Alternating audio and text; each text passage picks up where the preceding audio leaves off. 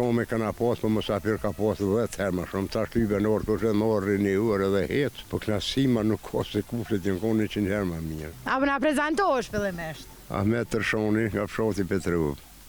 Agja Ahmet, apo më tregon pak, na sot kemi arë këtu në vendindjen e juj.